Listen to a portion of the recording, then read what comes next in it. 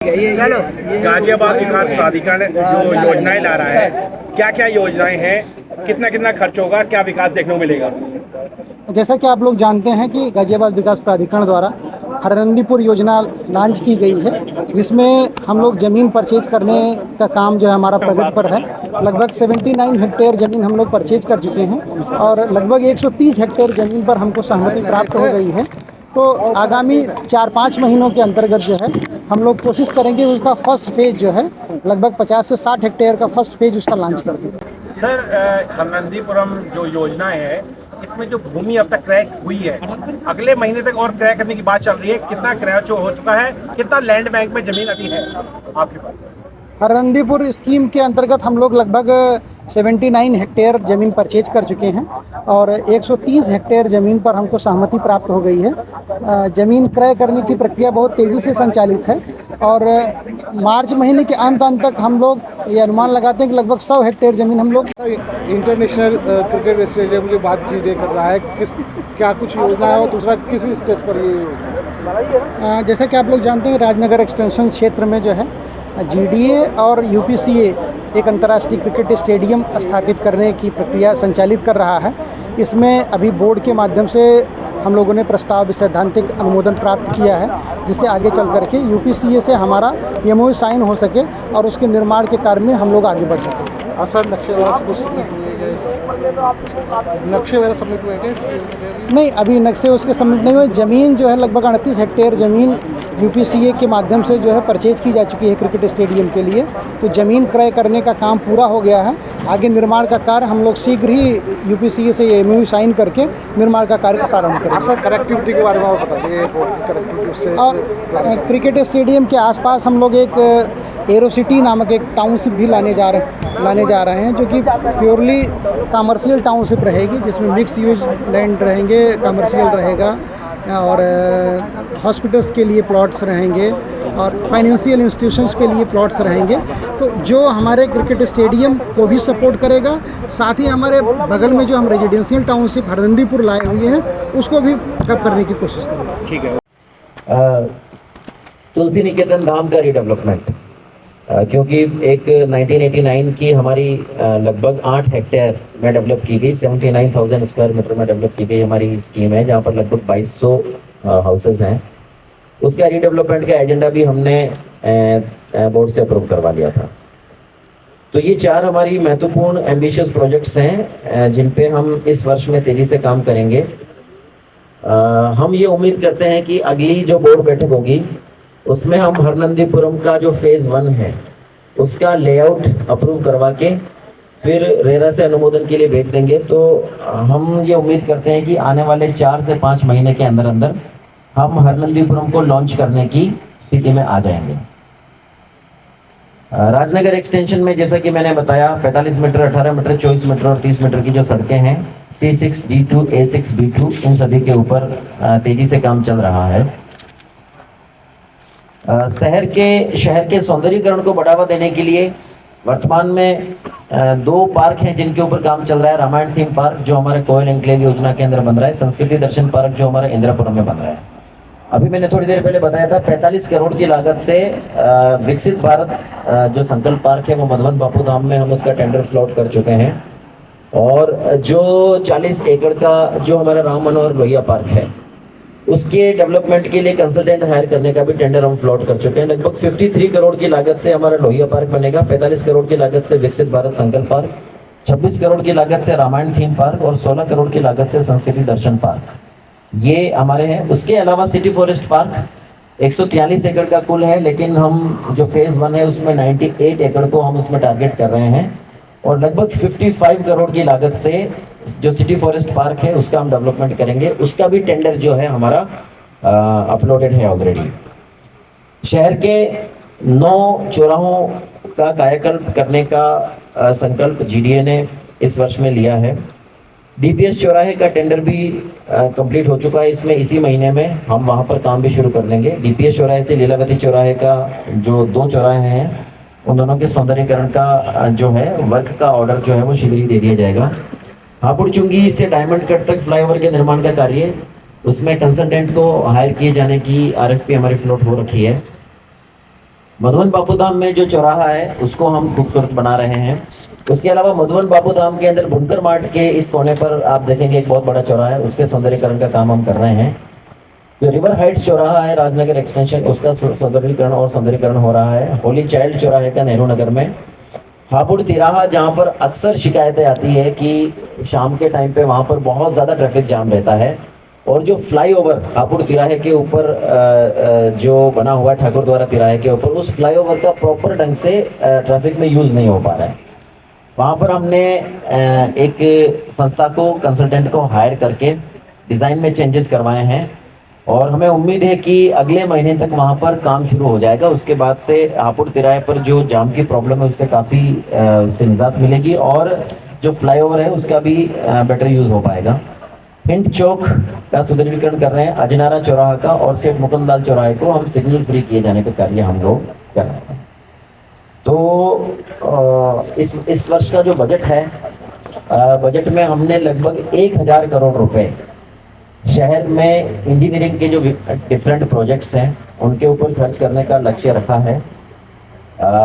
और जो इंदिरापुरम, जो हमारा हिंडन एलिवेटेड रोड है, उसमें इंदिरापुरम और वसुंधरा दोनों की तरफ से जो एलिवेटेड रोड बनाया जाना है, हम ये उम्मीद करते हैं कि इसी महीने शासन से, कल हमको प्रेजेंटेशन के लिए जाना है, इसी महीने शासन से हमको लगभग 100 करोड़ रुपए जो हिंडन एलिवेटेड रोड है उसके ऊपर 2 स्लिप रोड बनाए जाने के लिए मिल जाएंगे। तो लगभग 10 लाख की जो हमारी पॉपुलेशन है, इंदिरापुरम की, सिद्धार्थ विहार की और वसुंधरा की पॉपुलेशन, जो अभी अपने घर से बाहर निकल के सीधे उस एलिवेटेड रोड का उपयोग नहीं कर पा रहे थे, इंदिरापुरम से दिल्ली जाने के लिए और वसुंधरा, इंदिरापुरम से चढ़ने के लिए और वसुंधरा पे उतरने के लिए, तो उसकी वजह से शहर अननेसेसरी लोगों को घूम फिर के जाना पड़ता था। हिंडन एलिवेटेड रोड के ऊपर भी ट्रैफिक का कंजेशन हो रहा था, और एक बहुत बड़ी लगभग 10 लाख की पॉपुलेशन है जिसको वहीं से चढ़ने का और वहीं से उतरने का एक विकल्प मिल जाना चाहिए था, वो विकल्प नहीं मिल पाया था। तो शहर के डीकंजेशन में और इंदिरापुरम और वसुंधरा, ये वाला जो क्षेत्र है, इस क्षेत्र के अंदर मोबिलिटी को और बेटर करने में इससे बहुत ज़्यादा मदद मिलेगी। हमें उम्मीद है कि इसी महीने हमको शासन से लगभग 100 करोड़ रुपए प्राप्त हो जाएंगे, तो फिर तेज़ी से काम करते हुए हम उस काम को आगे बढ़ाएंगे। उसके अलावा हापुड़ चुंगी के ऊपर फ्लाईओवर निर्माण का कार्य हम ये उम्मीद करते हैं कि अगले 2 से 3 महीने में टेंडर फाइनलाइज करके वहाँ पर भी हम काम शुरू कर देंगे। चौधरी मोड़ के ऊपर एक फ्लाईओवर बनाया जाना प्रस्तावित है, उस दिशा में भी हम आगे बढ़ रहे हैं। उसमें हम ये विचार कर रहे हैं कि उसमें शासन से बजट की मांग हमने हालांकि कर रखी है, तो उसमें हम अगर हमारी स्थानीय निधि से उसको कराया जाना संभव होगा तो उसमें भी करने का प्रयास करेंगे। सो बेसिकली इस वर्ष गाजियाबाद डेवलपमेंट अथॉरिटी का फोकस ये है कि शहर के सुनियोजित विकास को बल दिया जाए। लंबे समय से गाजियाबाद डेवलपमेंट अथॉरिटी अपनी वित्तीय स्थिति जो थी वो थोड़ी सी बहुत ठीक नहीं थी, उस वजह से लैंड बैंक जनरेट नहीं कर पाया, भूमि का अधिग्रहण नहीं कर पाया। तो एक शहर के सुनियोजित विकास को बल मिले, उसके लिए आगे से हमारा प्रयास अब यह है कि शहर में अधिक से अधिक जो हमारी रेजिडेंशियल कॉलोनीज हैं उसको बढ़ाया जाए। कच्ची कॉलोनी विकसित करने की एक बहुत टेंडेंसी शहर में डेवलप हो गई थी कुछ पर्टिकुलर क्षेत्र में। जोन 2 की अगर हम बात करें तो उस तरफ ज़्यादा इशू है, जोन 8 की अगर हम बात करें। अब हमारा प्रयास रहेगा कि अधिक से अधिक, चाहे अर्जन के माध्यम से, अधिग्रहण के माध्यम से, लैंड पूलिंग के माध्यम से जो है भूमि को पूल करके, और डेवलपमेंट अथॉरिटी खुद अपनी टाउनशिप्स लॉन्च करें, ताकि एक तो कच्ची कॉलोनियों के ऊपर थोड़ा कंट्रोल स्थापित हो। कच्ची कॉलोनियों के माध्यम से हमको डिमोलिशन करना पड़ता है, उसकी वजह से कई बार जो आम नागरिक है जो कि बेनामों के माध्यम से कच्ची कॉलोनी डेवलप करने वाले जो भी डेवलपर्स होते हैं उनके चंगुल में फंस जाता है, तो वो उसके जो उपभोक्ता के हित होते हैं उन हितों में भी बड़ा उनको नुकसान होता है। तो हमारा प्रयास ये होगा कि अधिक से अधिक मात्रा में शहर में सुनियोजित विकास को बढ़ावा दिया जाए, और शहर में सुनियोजित विकास को बढ़ावा देने का सबसे बढ़िया तरीका होता है कि डेवलपमेंट अथॉरिटी अपना लैंड बैंक डेवलप करे, रोड नेटवर्क बनाए, वहाँ पर प्लॉट्स जो है उनको डेवलप करें, और उनके माध्यम से जो है जनता को और बिल्डर्स को ग्रुप हाउसिंग के लिए और नॉर्मल हाउसिंग के लिए, कमर्शियल उपयोग के लिए, मिश्रित उपयोग के उपयोग के लिए, हॉस्पिटल के लिए, अलग अलग फैसिलिटीज़ के लिए भूखंड उपलब्ध करवाएं। तो ये एक बेसिक ब्रीफ था जो हमारे डेवलपमेंट के ऑनगोइंग प्रोजेक्ट्स हैं और फ्यूचर में हम क्या क्या डेवलपमेंट का लाने वाले हैं उसकी दिशा में। अब आप लोग अगर क्वेश्चन और आंसर लेना चाहें तो session is open now. Sir ये 1000 करोड़ रुपए का जो लक्ष्य है वो काटने का होगा तो विकसित करेंगे अपनी योजना को। कितने करोड़ किया नहीं? जो हमारी हरनंदीपुरम है वो 2300 करोड़ की योजना है, 2300 करोड़ की योजना है हरनंदीपुरम। नंदग्राम हमारी लगभग 130 करोड़ की योजना है। नंदग्राम रेरा से अप्रूव होकर आ भी चुकी है और नंदग्राम का 25 मार्च को नंदग्राम की ई लॉटरी भी है। 130 करोड़ की नंदग्राम योजना है। इन सभी में जो योजनाओं में 1000 करोड़ रुपए खर्च करने का लक्ष्य आपने रखा है, सरकार से कितना प्राप्त होने वाला है इसमें और आपके पास कितना है? हरनंदीपुरम में हमको जो दूसरी इंस्टॉलमेंट प्राप्त होगी वो लगभग 400 करोड़ की प्राप्त होगी। एरो सिटी में तो अभी हमने वित्तीय डिमांड भेजी नहीं है। उसके अलावा जितना होगा वो जीडी अपने स्थानीय मद से खर्च करें। अच्छा, इस सब में एक दो सवाल है। अशोक ओझा हूँ। जी जी। एक तो आरडीसी में जाम की समस्या बहुत गंभीर है। अभी आपने एक जिक्र किया हिंड चौराहे का, तो हिंड चौराहे के सौंदर्यीकरण की बात अच्छी है, लेकिन इसके साथ साथ आरडीसी को जाम मुक्त करने के लिए आपके द्वारा क्या कदम उठाए जा रहे हैं? नंबर 2, लोनी जिले का सबसे पिछड़ा क्षेत्र है, उसके विकास के संबंध में आपके पास क्या लेना है? एक सवाल और है, राजनगर एक्सटेंशन में एक अवैध कॉलोनी बन रही है, उसके ऊपर रोक नहीं लग पा रही। क्या नाम है बताइए, नाम बताइए। उस कॉलोनी का नाम मैं आपको बता दूं। वहाँ नहीं आप एक्सटेंशन के अंदर है। यहाँ बताइए ना। आपकी बोर्ड मीटिंग में भी उठा था ये मुद्दा। बोर्ड के मीटिंग के मिनट्स पढ़े होंगे आपने? नहीं, आप जो ऑफिशियली है, अगर बोर्ड की मीटिंग के मिनट्स में शामिल है तो मैं उस पर चर्चा कर सकता हूँ। अगर मीटिंग के मिनट्स में नहीं है, आधिकारिक रूप से चर्चा नहीं हुई, तो आप कहाँ पे? नहीं, आप नाम लीजिए, आप बताइए, एग्जैक्ट लोकेशन बताइए हमको। नहीं, ऐसे फिर अपना होमवर्क करके आया कीजिए, होमवर्क करके आया कीजिए ना, होमवर्क करके आना चाहिए हमेशा। आगे बताइए। सर, आपने हरनंदीपुरम की बात करी है, हाँ इसके उद्घाटन की भी बात करी है, जी जी। कब तक इसकी टेंटेटिव डेट मानी जाएगी? टेंटेटिव डेट देखिए, सबसे पहला तो उस पर डिपेंड करता है कि एक फेज 1 जो है वो हम बोर्ड में अगले बोर्ड की मीटिंग में उसका लेआउट अप्रूव करवा दें। उसके बाद में रेरा से अप्रूवल मिलने में जितना टाइम मिलेगा, ठीक है, उतना लगेगा। हम टेंटेटिवली ये मान के चल रहे कि 4 से 5 महीने में इसका पहला फेज हम लॉन्च कर दें। जमीन का अधिग्रहण अभी तक कितना हो गया है? अभी बताया था मैंने 79 हेक्टेयर अभी हमने ले लिया है। 130 हेक्टेयर की सहमति हमारे पास में है। सर, गाजियाबाद में स्वर्ण जयंती पार्क है सर, उसके आसपास की जमीन काफी खाली है, उसको लेकर क्या योजना है? उसको दिखवा लेंगे। वो तो नगर निगम को हैंडओवर हो गया है, नगर निगम को हैंडओवर हो गया है। अभी हमने पिछली मीटिंग में नगर निगम को हमने प्रताप विहार के कुछ सेक्टर्स और गोविंदपुरम, कर्पूरीपुरम, स्वर्ण जयंतीपुरम, ये हमने नगर निगम को हैंडओवर कर दिया। नमस्कार सर। नमस्कार सर, मैं अमित राणा हूँ। न्यूज़ 18। हाँ जी, हाँ जी। मेरे कुछ सवाल है आपसे। जैसा आपने हरनंदीपुरम के बारे में बताया, लेकिन इसमें लगातार किसानों का जो विरोध है वो देखने को मिल रहा है। कई बार ऐसा होता है, क्योंकि हम लोग तमाम लोग मीडिया से जुड़े हुए हैं, मीडिया सेंटर हमारा एक जगह है जहाँ हम लोग रहते हैं, वहाँ कई बार किसान आते हैं और अपनी अपनी समस्याएं लेकर आते हैं। ठीक है। पहला। दूसरा, आपने जो मुझे बताया कि हिंड नदी का तटबंध परियोजना आप करने वाले हैं। एक धरोहर है हिंड नदी हमारी, लेकिन जो फैक्ट्रीज का पानी आ रहा है, दूषित पानी, उसको लेकर आपकी तरफ से क्या कदम उठाए गए हैं? 2 मेरे सवाल की। और तीसरा एक लास्ट बस सर, कि जो हिंड नदी के पास जो डूब क्षेत्र बना हुआ है, अगर मैं बात करूं, क्योंकि यहीं का नुमाइंदा हूँ, यहीं पाला बड़ा हूँ, हिंड नदी को आज भी नक्शे में नाला दिखाया जाता है और वहाँ लगातार अभी भी उसे नाला दिखा के वहाँ प्लॉटिंग की जा रही है। तो उन तीनों चीजों को लेकर अभी आपकी तरफ से, जिले की तरफ से क्या प्राधिकरण की तरफ से किया जा रहा है? ये कौन से एरिया में हो रही है प्लॉटिंग? नाला दिखा के मैं बताता हूँ आपको। विजयनगर वाली जो साइड अगर है प्लॉटिंग हो रही है तो हिसाब से तो वहाँ रजिस्ट्री होनी नहीं चाहिए। सर, मैं आपको एक चीज बताता हूँ कि रजिस्ट्री तो तमाम हो रही है। हाँ। जैसे अभी आपने बताया, जैसे अभी हम लोग बात कर रहे थे, जैसे आपने बोला कि जो अवैध कॉलोनी है, अवैध कॉलोनी की तरफ आदमी क्यों भगता है कि जीडीए से मुझे को उस चीज 100 रुपए की मिल रही है। जो अवैध कॉलोनी होगी वही चीज मतलब 35, 40 या 50 बिल्कुल ठीक बात है, डेवलपमेंट का कॉस्ट नहीं लगता है। इसलिए वहां जाता हूँ मैं। ठीक है। ठीक है, लेकिन बस वही चीज है कि जो रजिस्ट्री वाली अगर आप बात कर रहे हैं, इसमें आपकी बात बिल्कुल ठीक है, कुछ हमारे संज्ञान में आई भी थी। इनफैक्ट जो अभी मेरी आवास आयुक्त सर से बात हो रही थी, इसमें हम ये प्लान आउट कर रहे हैं कि कुछ ऐसे एरियाज हैं जहाँ पर ये कन्फ्यूजन पैदा होता है कि वो आवास विकास के अंतर्गत है या जीडीए के अंतर्गत है, और उसी कन्फ्यूजन का फ़ायदा उठाते हुए कुछ लोग जो है वो कर देते हैं। हमारा इसमें प्लान ये है कि इसी महीने हम एक जॉइंट टीम बनाएंगे आवास विकास परिषद के साथ में और जीडीए के साथ में, और कॉमन उसका एक सर्वे करवा लेंगे, और उसके बाद में डिमोलिशन का प्लान जो होगा वो अकॉर्डिंगली करवा लेंगे। हरनंदीपुरम में जो आप कह रहे हैं किसानों का विरोध आता है, तो देखिए आपकी बात बिल्कुल ठीक है। कहीं पर भी जहां भू अर्जन होता है, विशेष तौर पर अगर हम एनसीआर की बात करें, तो भू अर्जन जो होता है वो बिना विरोध के हो जाए, ये इतना आसान तो है नहीं। कि आप भी समझते हैं, हम भी समझते हैं।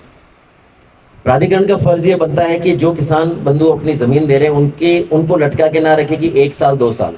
तो आपने देखा होगा कि जिस मोमेंट पे किसान हमसे सहमति दे रहा है और तहसील से उसके स्वामित्व का वेरिफिकेशन आ गया है, 10 दिन के अंदर अंदर जीडीए पैसा दे रहा है। मतलब जितनी स्पीड से हम लोग डिस्पोजल कर रहे हैं। अभी मैं फिगर देख रहा था तो मैं खुद इस पे सरप्राइज था कि थोड़े दिन पहले मैंने पूछी थी तो मुझे 400 करोड़ की फिगर बताई गई थी और आज 440 करोड़ की फिगर है। It is a surprise for me also कि इतनी स्पीड से हम फार्मर्स को उनकी जो भी भूमि है उसकी पूंजी दे रहे हैं कि अब वहाँ पर विरोध बहुत तेजी से कम हो रहा है। दूसरा, धीरे धीरे काउंसलिंग के माध्यम से हमारी टीम के व्यवहार से अब फार्मर्स को भी ये समझ में आने लगा है कि एनसीआर का एक समुचित और सुनियोजित विकास जरूरी है, और उनको ये भी समझ में आ रहा है कि अपनी भूमि बेच के उस धनराशि को वो चाहें तो अपने हिसाब से और बेटर तरीके से उसको नियोजित कर सकते हैं, और वहाँ पर 10% की तो हम उनको डेवलप्ड प्लॉट देंगे भी देंगे। तो हमने बेसिकली इसको सेलर से उनको स्टेक होल्डर में कन्वर्ट कर दिया है। जो बेसिकली हरनंदी का हमारा मॉडल है वो ये कि किसान को ये ना लगे कि यार मैं तो बस सेलर बन के रह गया, now they have become a stake holder. तो इस वजह से अब विरोध बहुत कम है, और बाकी आप देखिए डेमोक्रेसी में थोड़ा बहुत विरोध होता है तो ये एक बहुत हेल्दी साइन होता है, इसमें कोई परेशानी वाली बात नहीं। देखिए ये तो अब हिंडन को नाले के रूप में कहीं दिखाया है, कैसे दिखाया है, अब ये आई थिंक मुझे लगता है कि मेरे कमेंट का विषय तो नहीं है, लेकिन इसको हम डेवलप करेंगे। हिंडन पे आप देखिए, हिंडन पे ही जो सिटी फॉरेस्ट पार्क है 55 करोड़ का उसके ऊपर हमने लगाया है। हम इनफैक्ट ये प्रयास करेंगे कि हिंडन के एक अच्छे खासे क्षेत्र में 2-3 STP हम वहाँ लगा दें। इस पे विचार कर रहे हैं हम कि क्यों ना हिंडन के कैचमेंट एरिया में जहाँ पर पूरे 12 महीने पानी रहता है उस एरिया में 2-3 STPs हम लगा दें, ताकि डाउनस्ट्रीम जो पानी जाता है वो पानी कम से कम क्लीन। इस पे हम विचार कर रहे हैं, and I am very sure कि 1-2 साल में हम इस पे काम भी करें। सर एक आखिरी मेरा सजेशन भी कह सकते हैं, हालांकि नहीं दे पाऊंगा, लेकिन फिर भी जैसे आवास विकास है, आवास विकास में क्या है कि अगर आप कुछ भी अलग से कंस्ट्रक्शन करते हैं तो वो बड़ा स्ट्रिक्ट है इस मामले में। तो प्राधिकरण को मेरे हिसाब से लगता है कि ऐसा अभी गाजियाबाद विकास प्राधिकरण भी ऐसा कुछ करे कि जैसे आवास विकास के जितने वो है प्रोसीजर है और लगता है वो तमाम लोग करते हैं, वो अंदर तो अपना कुछ भी कर सकते हैं लेकिन बाहर से कुछ भी अलग से कंस्ट्रक्शन नहीं कर सकते। अगर ऐसा कुछ लिया है तो शायद थोड़ा सा ठीक है, बिल्कुल ठीक है। अर्जन भूमि एक्ट के हिसाब से हो, ना कि समझौते पर, ऐसा सुनने को मिलता है जब हम हरनंदीपुरम की योजना पर। देखिए ये इसमें जो है वो कंसेप्ट बिल्कुल क्लियर है। भूमि का जो स्वामी है वो अपनी मर्जी से जैसे बेचेगा वो बेचेगा। अधिग्रहण में क्या होता है ना, लीगल प्रोसेस है, लंबी प्रोसेस है, कई बार फार्मर का पैसा भी अटक जाता है और कई बार मैटर जो होता है वो कोर्ट में चला जाता है, इसलिए डिले भी होता है। अगर फार्मर अपनी मर्जी से बेचना चाह रहे हैं तो भूमि का स्वामी है, ये तो ट्रांजैक्शन का फेयर मेथड है, इसमें कहीं मुझे नहीं लगता कोई आपत्ति होनी चाहिए। नमस्कार सर, मेरा छोटा सा सवाल है। हिमांशु जी, इसको मैं थोड़ा सा क्लियर कर दूं क्योंकि पहले भी एक क्वेश्चन आ चुका है। जो अधिग्रहण में जो दर निर्धारित करने का तरीका है उसी फार्मूले से जिलाधिकारी महोदय द्वारा आम सहमति से परचेजिंग के लिए भी वही सेम फार्मूला अपना करके दर निर्धारित किया गया है। जितना मूल्य किसानों को भूमि अधिग्रहण में मिलता उतना ही मूल्य हम सीधे उनसे परचेज करने में उनको दे रहे हैं। तो दोनों में कोई अंतर नहीं, प्रक्रिया अलग अलग है लेकिन रेट में कोई अंतर नहीं है। रेट हम अधिक ही दे रहे हैं, 10% एक्स्ट्रा उनको प्लॉट दे रहे हैं, तो इसलिए रेट में कोई कमी नहीं है। तो सर वरिष्ठ अधिकारी जो हैं वो नमस्कार, एक छोटा सा सवाल है मेरा सर, प्लीज पहले है सर, आपने गाजियाबाद में तमाम जगह पर जो विकास की योजनाएं बताई हैं, गाजियाबाद शहर का जैसे अभी चर्चा लोनी की हुई है, लोनी में इंद्रप्रस्थ आवासीय योजना जो लगभग 1990 से चल रही है और अभी तक भी आपके साथ पूरे फ्लैट भी नहीं पाए बहुत, और उसके अलावा जो अवैध वहाँ पर निर्माण हो रहे हैं, जिस तरह जो प्लॉट हैं उन पर बहुमंजिली इमारतें बन रही हैं, फ्लैट्स बन रहे हैं, उसके अलावा लोनी में दर्जनों कहीं तो कई दर्जन ऐसी अवैध कॉलोनियां हैं जो लगातार बस रही है। तो आपका जो सपना मैं कहूँ, जिस तरह आपने कहा कि आपको जो आवास की जो सरकार की योजना के अनुसार मकान देना, तो किस तरह पूरी हो पाएगी, क्योंकि लगातार जब ठीक बात है, बहुत सारे जो इश्यूज हैं वो हिस्टोरिकल इश्यूज हैं, है ना, बहुत सारे इश्यूज हैं वो लेगेसी इश्यूज हैं। हम फ्यूचर की प्लानिंग में उनके ऊपर फोकस कर सकते हैं, ठीक है। हमने भी बहुत सारी कच्ची कॉलोनियां हैं, बहुत सारी अवैध कॉलोनियां जो आइडेंटिफाइड हैं। एक बार जब उन कॉलोनीज में अध्यासन हो जाता है तो अध्यासन होने के बाद में आप भी समझते हैं कि कॉलोनी को तोड़ना, डिमोलिश करना इजी नहीं होता, because then it becomes a humanitarian issue, ये मानवीय इशू बन जाता है। पर्पस अब इसी चीज पे है, जैसा कि मैंने शुरुआत में कहा था कि मैक्सिमम से मैक्सिमम लैंड बैंक क्रिएट किया जाए। प्राधिकरण खुद जो है अपनी कॉलोनीज बसाए वहां पर, प्राधिकरण खुद जो है वो वेल डेवलप्ड वहां पर टाउनशिप्स लॉन्च करे, इसका एक यही समाधान है। और दूसरा, कच्ची कॉलोनियों के ऊपर एक स्ट्रिंजेंट एक्शन लिया जाए, उसके ऊपर आप देखते होंगे हम लगातार काम करते रहते हैं। सर मेरा नाम अभी लगातार आप सवाल कर ही रहे हैं, लेकिन डेवलपमेंट के ऊपर बात करें तो वीपी सिंह जब यहाँ पर सांसद रहे थे, प्रयास किया गया था स्टेडियम का, अब तक भी उसकी नींव उसको मेरे दी गई थी। इसको हम कब तक इंश्योर मानेंगे डेवलप हो जाएगा? हमारा प्रयास है, हमारा ये प्रयास है, इसी साल में स्टेडियम का काम शुरू, ये हमारा प्रयास है। इस दिशा में हम आगे बढ़ रहे हैं बहुत तेजी से। बोर्ड में हमने फाइनली स्टेडियम को बनाए जाने का प्रस्ताव अनुमोदित करवा लिया है, ठीक है। अब हम इस चीज पे काम कर रहे हैं कि यूपी क्रिकेट एसोसिएशन के साथ में हमारा पार्टनरशिप का मॉडल क्या होना चाहिए। हमको उम्मीद है कि अगले 1 महीने में हम पार्टनरशिप का मॉडल और प्रोजेक्ट का वैल्यूएशन कंप्लीट कर देंगे। अगली बोर्ड की बैठक में उसको अप्रूव करा देंगे, उसके बाद में टेंडर करना है, उसके बाद काम शुरू। सर दूसरा सवाल मेरा ये है कि शहर को जाम फ्री करने के लिए तमाम योजनाएं आपने बता दी जो बनने वाली है, लेकिन एक और कनेक्टिविटी जो सबसे ज्यादा जाम से रहती है वो NH9 हमारा। जब वो 24 हुआ करता था तब भी 1.5 से 2 घंटे 3 घंटे वहाँ जाम को लगते थे, और अब जब वो दिल्ली मेरठ एक्सप्रेस बन चुका है, ये NH9 बन चुका है, अभी भी शाम हो या मॉर्निंग आवर को वहाँ जाम रहता है। तो NHI के साथ क्या GDA ने कोई ऐसी बैठक की है कि वहाँ लोगों को राहत मिल सके, क्योंकि अभी भी छोड़ा ही नहीं। देखिए ये डायनामिक प्रोसेस है ना, इंफ्रास्ट्रक्चर बनती है, फिर वाहनों की संख्या बढ़ जाती है, फिर नई इंफ्रास्ट्रक्चर बढ़ती है, फिर वाहनों की संख्या बढ़ जाती है। This is a dynamic process. फिलहाल तो NHI के लेवल पर तो हमारी कोई वार्ता नहीं हुई है, लेकिन ये NH9 वाला इशू आपने संज्ञान में लाया है तो उस पर हम दिखवाते हैं कि इस पे क्या किया जाए। सर मेरा नाम कमलदीप है, TV27 से। मैं ये पूछना चाह रहा हूँ, जो GDA की अप्रूव कॉलोनियाँ, अवैध कॉलोनियाँ होती हैं, उनके ऊपर आप बुलडोजर चला देते, ध्वस्त कर देते हैं उनको, उसके बाद भी उस पर प्लॉटिंग होती रहती है। ऐसे एरिया काफ़ी सारे हैं, मोहटा, दुहाई, टिक्कनपुर, शाहपुर और मुरादनगर, मोदीनगर, काफ़ी सारी कॉलोनियाँ हैं। क्या उनको NOC मिल जाती है क्या? और एक सवाल ये भी है, GDA ने अभी सील लगाई थी हम तुम रोड पर, वहाँ पे कंस्ट्रक्शन हो रहा था, उसके बाद भी सील लगने के बाद भी अब भी वहाँ पे काम चालू है। कौन सा है, आप लोकेशन बता दीजिए। ये हम तुम रोड पे है, हम तुम रोड पे आगे जाके निलाया ग्रीन से थोड़ा सा आगे। और दूसरा ये है कि यहाँ पर ये बस अड्डे के नीचे जो पार्किंग है, पहले वो ऑटो के लिए अप्रूव हुई थी, मगर ये फ्लाईओवर के नीचे, हाँ ठीक है, वहाँ पर जो है अब जो है वो अवैध रूप से पार्किंग उन लोगों वो बेसिकली नगर निगम, फ्लाईओवर जो है वो नगर निगम को हैंडेड ओवर है। किया था, उन्होंने मना कर दिया।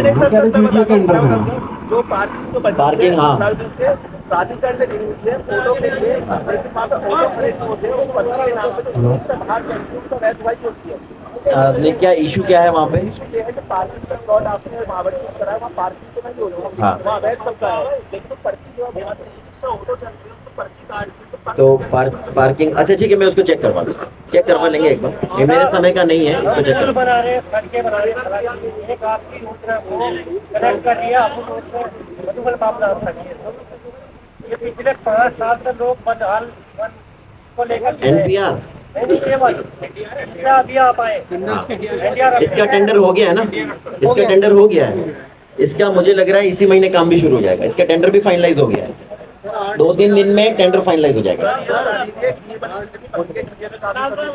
बापू धाम को वो फ्लाईओवर कब तक होगा? दूसरा सवाल ये है, कच्ची कॉलोनी पे जो कार्रवाई कर रहे हैं, लेकिन शहर के अंदर जो अवैध निर्माण हो रहे हैं, आरोप लगता है कि जो सुपरवाइजर होते हैं, संरक्षण निर्माण हो रहे हैं, इस पे कार्रवाई। अभी देखिए राजेंद्र नगर में हमने 40 अवैध छतों को एक साथ तोड़ा, आपको शायद हो सकता है मीडिया के थ्रू पता भी चला होगा, मतलब आप तो खुद ही मीडिया हैं, ठीक है sir. Railway ROB, railway overbridge है, उसके संबंध में अभी आप देख रहे हैं बहुत तेजी से वहां पर काम हो रहा है, जिसमें स्पीड आई है।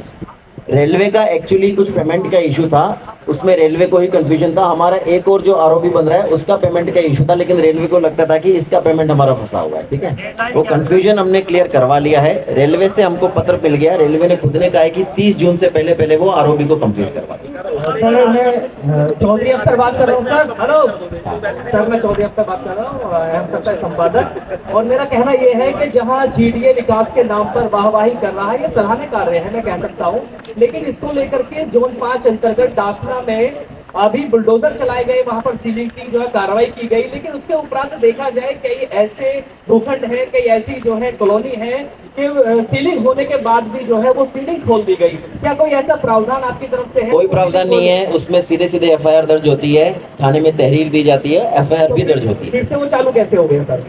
चक्राम चालू है फिर से सीलिंग के बाद? यही तो देखिए, इसमें बिल्कुल सिंपल सा है, एग्जैक्ट पिन पॉइंट इन्फॉर्मेशन देंगे तो एक्शन तुरंत हो जाता है। ठीक है, कई बार क्या होता है, आपको लगता है कि निर्माण हो रहा है तो अवैध, इस इंप्रेशन में भी कभी नहीं रहना चाहिए किसी को कि काम चल रहा है तो अवैध ही है। ये धारणा भी गलत है। निर्माण हो रहा है, आप पहले चेक कीजिए नक्शा पास है क्या, अगर नक्शा पास नहीं है तो कंपाउंडिंग हुई है क्या, अगर कंपाउंडिंग नक्शा भी पास नहीं है, कंपाउंडिंग भी नहीं हुई है, तब जाकर के वो उस कैटेगरी में आता है कि साहब ये अवैध निर्माण है।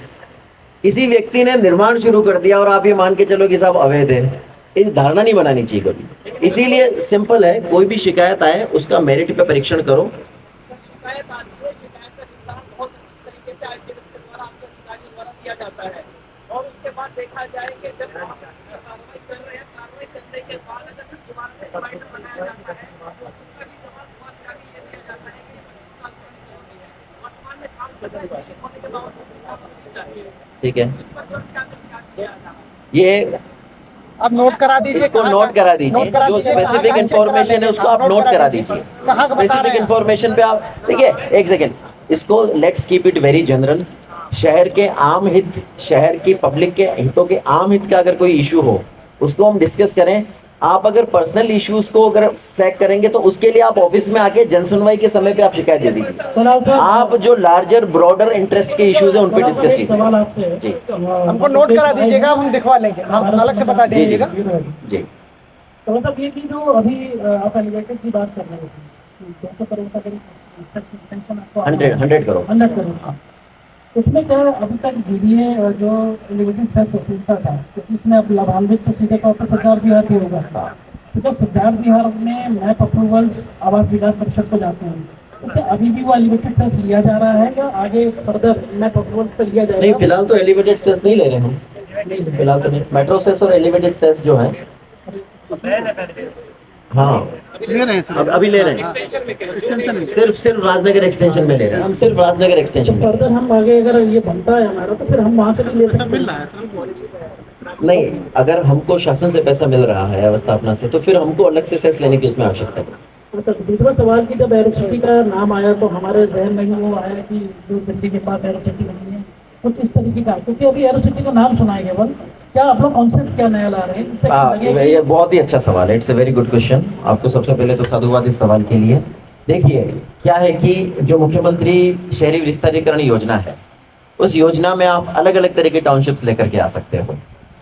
अगर हम राजनगर एक्सटेंशन की बात करें या फिर अगर हम गाजियाबाद इन जनरल की बात करें तो मधुबन बापूधाम हमारी लार्जली आवासीय योजना है। ठीक है, हरनंदीपुरम जो हमारी आ रही है वो प्रीडोमिनेंटली आवासीय योजना है। ठीक है, अब एक आवासीय योजना को कॉम्प्लीमेंट या उसको सप्लीमेंट करने के लिए आपको एक ऐसी योजना लानी पड़ेगी जिसमें वाणिज्यिक, व्यावसायिक, इंस्टीट्यूशनल, फाइनेंशियल, ये सारा का सारा उसमें कंसेप्ट हो।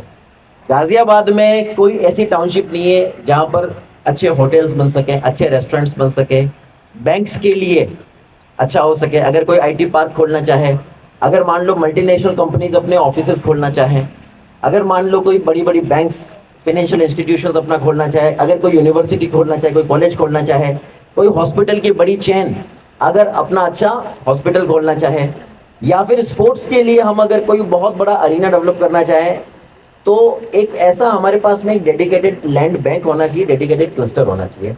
जो हमारी योजना आएगी एरोसिटी, उसको हम उसी थीम पर डेवलप करेंगे कि उसमें ये सारी चीज़ें अकोमोडेट करी जाए, जिसमें होटल्स होंगी, बैंक्स होंगी, हॉस्पिटल्स होंगे, स्कूल्स होंगे, कॉलेजेस होंगी, यूनिवर्सिटीज होंगी, फाइनेंशियल इंस्टीट्यूशंस होंगे, एमएनसीज के ऑफिसेज होंगे, आईटी पार्क्स होंगे, बिज पार्क्स जिनको अपन बोलते हैं, बिजनेस के जितने ऑफिसेज होंगे, तो it will be largely A commercial और फाइनेंशियल काइंड ऑफ टाउनशिप। दूसरा सवाल इससे जुड़ा हुआ है कि हम स्टेडियम तो बना ही रहे इंटरनेशनल, जी जी, हम एयरपोर्ट जब तक कनेक्टिविटी एयरपोर्ट की डायरेक्टली नहीं देंगे इंडियन एयरपोर्ट की, तो क्या हमारे इस प्रावधान बिल्कुल देंगे। इसीलिए तो मैं बात कह रहा हूँ कि आउटर रिंग रोड, जो हमारा आउटर रिंग रोड है वो राजनगर एक्सटेंशन रोड से जाकर के नूरनगर गांव के माध्यम से जुड़ेगा, और जो हमारा प्रपोज्ड हिंडन का बंदा है उस बंदे के ऊपर हम 24 मीटर की या 30 मीटर की सड़क बनाएंगे, तो बंदे के ऊपर से ट्रैफिक निकल जाएगा आपका। भाई जो क्रिकेट स्टेडियम बनेगा वो लगभग 40,000 की कैपेसिटी का बनेगा, उसका हमको एक प्रॉपर मोबिलिटी प्लान देना पड़ेगा, बिकॉज हम ये मान के चलते हैं कि क्रिकेट स्टेडियम में 20 लोगों के ऊपर एक कार आएगी।